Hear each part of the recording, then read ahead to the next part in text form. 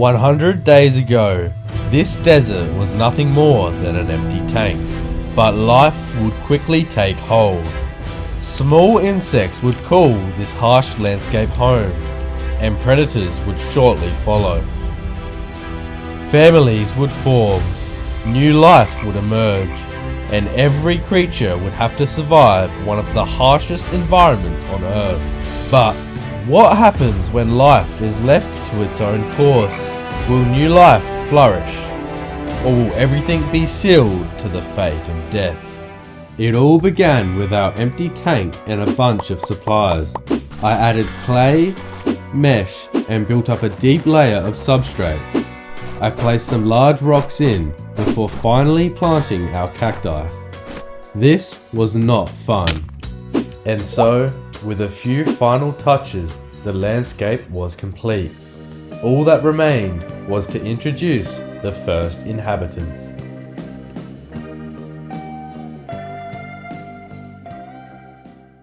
After giving the ecosystem a day to settle in, it was time to introduce the cleanup crew, isopods and millipedes. Within the walls of the tank, these detrivores will begin feeding on the dead leaves, plants, and any other organic matter inside the ecosystem, slowly breaking it down and returning those nutrients back into the soil to feed future life over and over again. They may be some of the smallest creatures in our desert, but without them, the ecosystem would completely collapse. A day later, it was time to add the final detrivores to the ecosystem, the stunning bronze field beetles. Their main purpose within the ecosystem will be to provide a natural food source for the predators which will be introduced later. Adding them at this stage gives them time to settle in, establish their colony, and build up their numbers before the predators arrive. By day 10, our ecosystem was thriving. Scattered throughout the landscape were small burrows dug out by our creatures in an attempt at escaping the scorching desert heat. It was now the perfect time to introduce our first predator. This legless lizard is built for a life underground.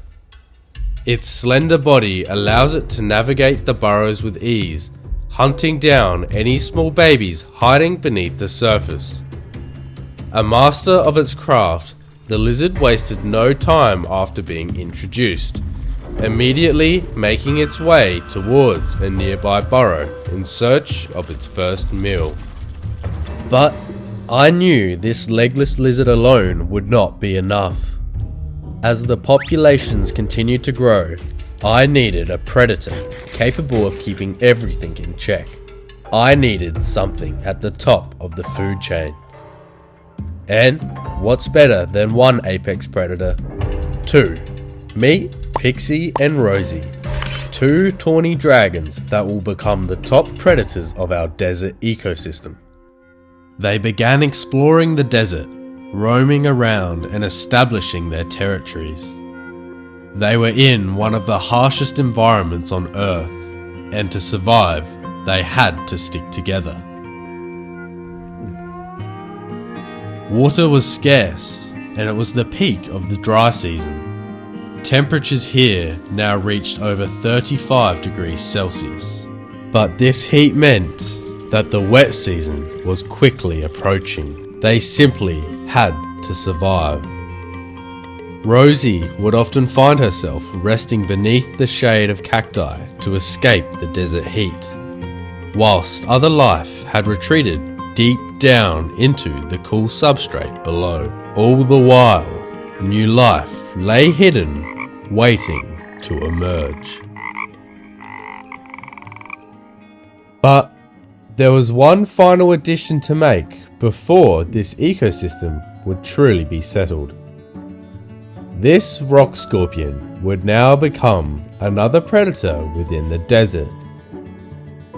Small and elusive, he would spend most of his time concealed, waiting for any unsuspecting prey to wander too close. Despite his size, however, This scorpion possesses more than enough venom to kill Rosie, making him a serious threat to the young dragon. From here on, little Rosie would have to be on high alert.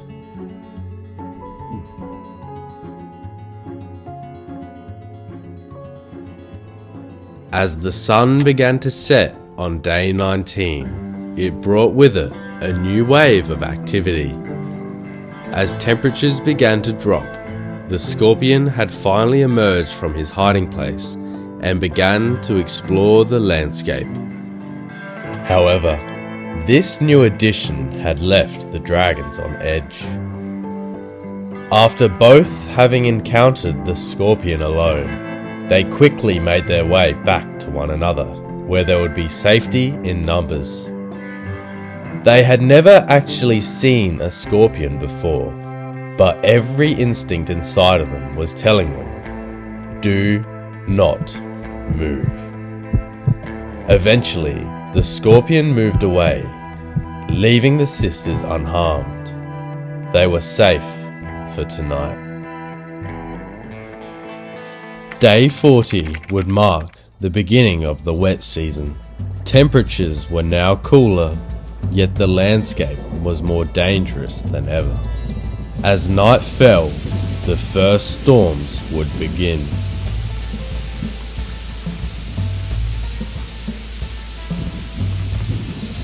The cacti would get their first drink in months, and the canyon would slowly begin to fill.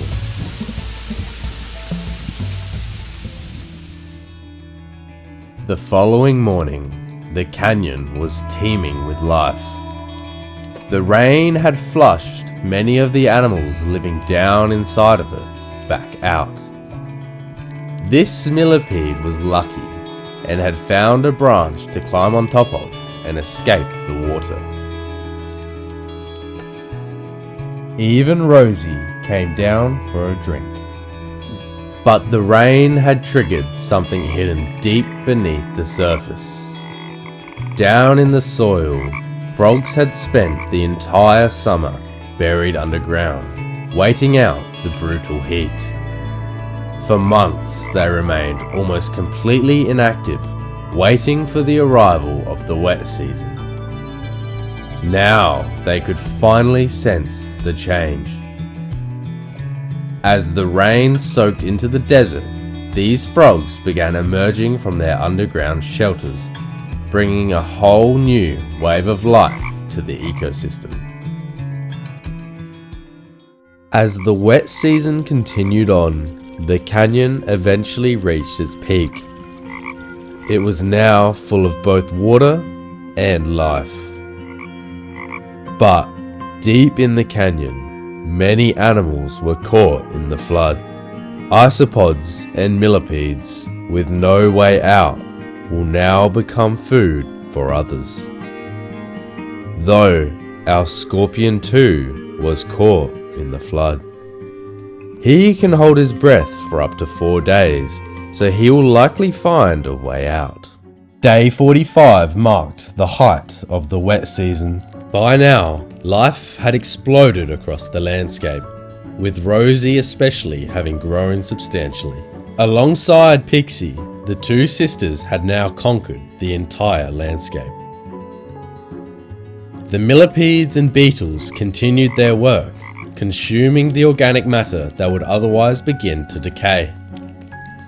But while life above ground continued to thrive, something incredible was unfolding deep within the canyon. Our once dormant frogs had emerged from their hiding places and laid their eggs.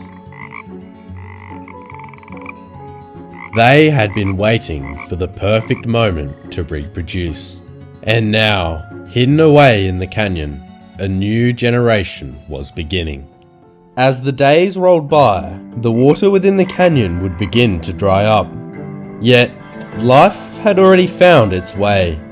The frog eggs had begun to hatch, and it would not take long for them to start growing. They would feed on the dead insects and plant life within the water, using whatever they could find to fuel their rapid growth.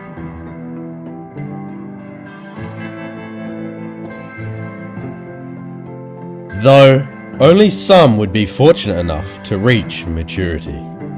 As the days turned to weeks, life did not slow down. The tadpoles continued to grow until eventually they began transforming into frogs.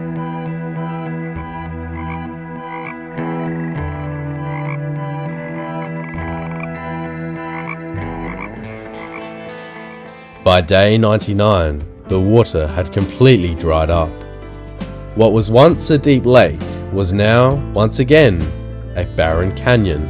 Many of the tadpoles had not made it, but 3 had managed to survive one of the most challenging environments on Earth, reaching maturity. They were not yet fully grown, but over the coming summer, they would continue to grow and prepare for the next wet season. And when the rains eventually returned, the very cycle that had brought them to life would begin all over again. Rosie and Pixie were now beginning to outgrow the tank. They too had not only survived, but thrived within this harsh ecosystem, together. Alongside the cacti, the landscape had finally settled into a functioning desert ecosystem. After 100 days, the simulation was a success.